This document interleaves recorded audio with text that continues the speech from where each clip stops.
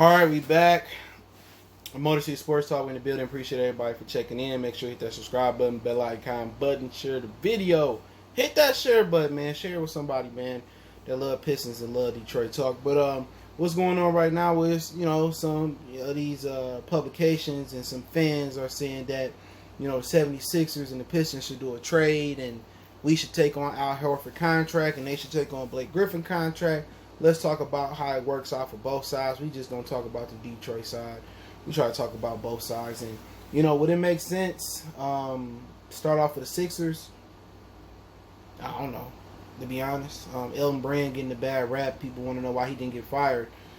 But he tried to trade Ben Simmons about a season ago before he signed that extension. The 76er ownership stopped him from trading Ben Simmons. So he tried to shake it up. Brett Brown simply just couldn't coach. I could have told you that. I could coach better than Brett Brown. Put that on my mama. But he sucked as a coach, and Elton Brand probably was forced to keep him there. Brett Brown was there before. I think Elton Brand became the general manager for 7 seasons. But could Blake Griffin be the answer next to next to Joel Embiid and next to Ben Simmons? From a basketball standpoint of view, it could work. Blake can shoot now. Blake is more than a tip dunker, more than a putback guy. He can post up a little bit better now. He can stretch the floor a little bit better now.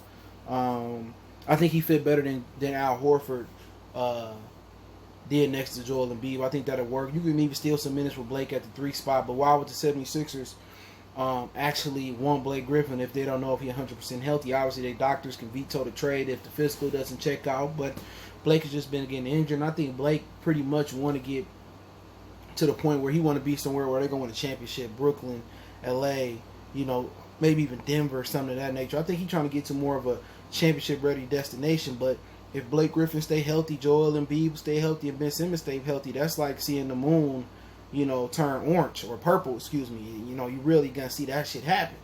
You know what I'm saying? So I don't even know if that's a good thing to do, is put 3 guys together who historically have been injury-prone throughout their career, no matter if some of these dudes is right around 25 and 26 like Embiid and Ben Simmons, or Blake Griffin 31 years old. Philadelphia, that's a crapshoot.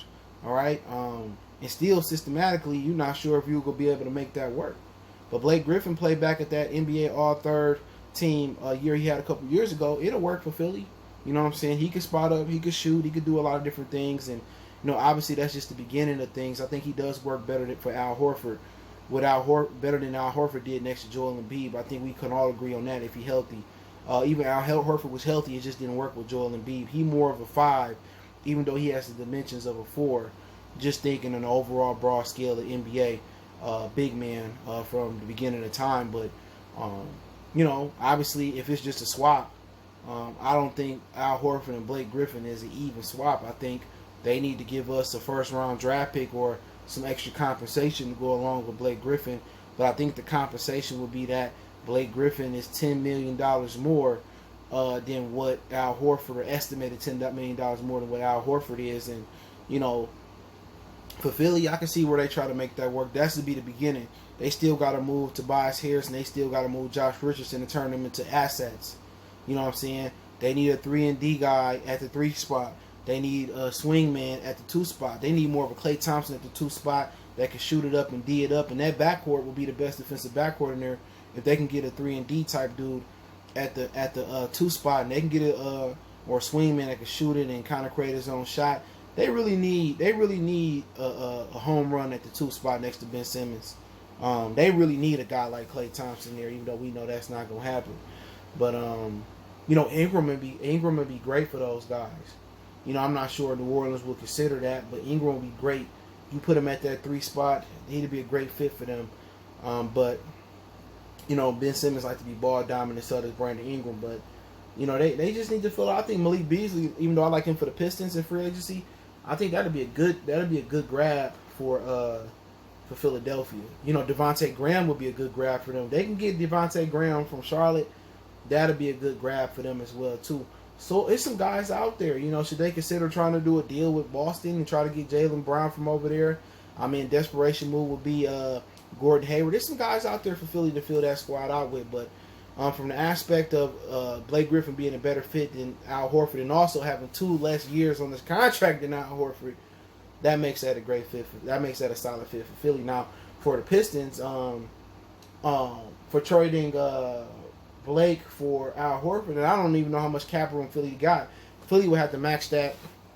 They would have, if they don't have no cap room or at least around $10 million in cap room left, they would have to match that salary so it can work. Because if Blake Griffin was coming, if Al Horford had 10 more million and Blake was the one that had 20-some million in cap, on this contract, that means they could send Al Horford here because we got 39 million in cap. So that's the way it will work. But quite frankly, to continue on, no, I wouldn't be interested in Al Horford. He's 33 years old right now. So for Al Horford, he got 4 years left on his $27 million plus contract and keep going up.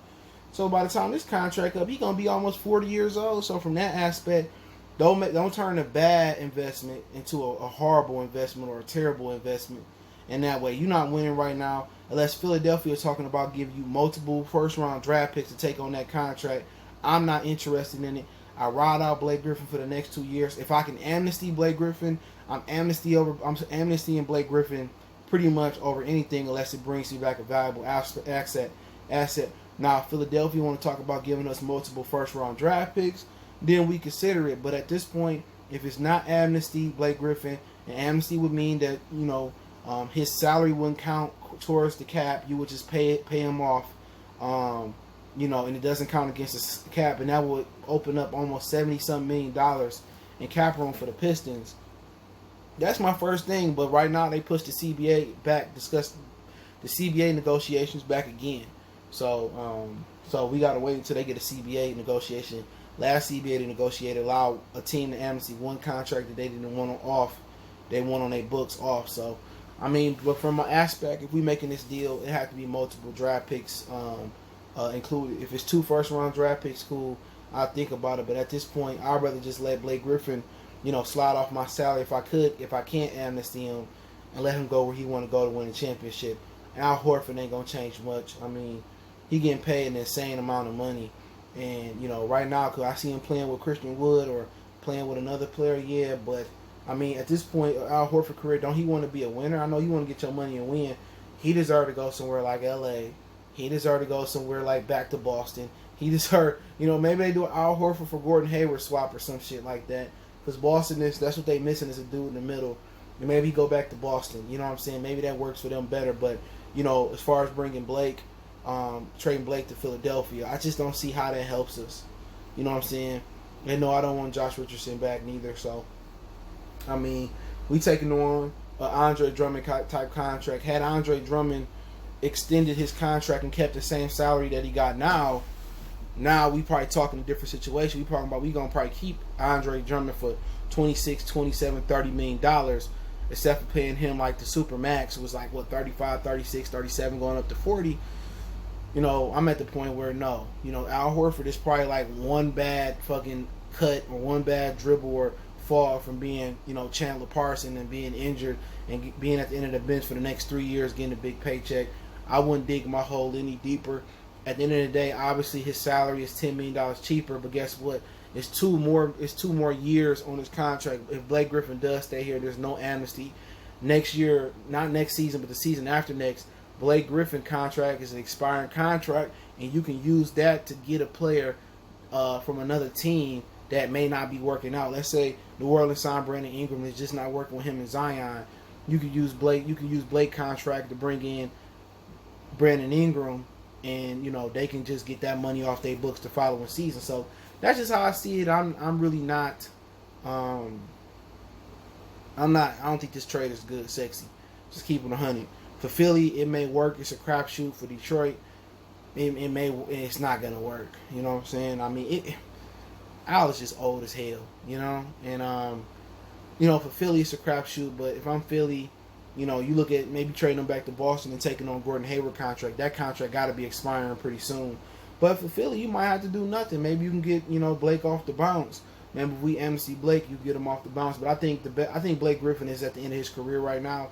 Even being 31 years old and coming to this league injury prone, I just think he got another 1 or 2 year window to be semi not injury prone to win a championship. And I think Blake deserves to go out there and grab him a championship. So hopefully it happens. But is Philly an upgrade? Yeah, Philly could be an upgrade for Blake from a personal standpoint of view.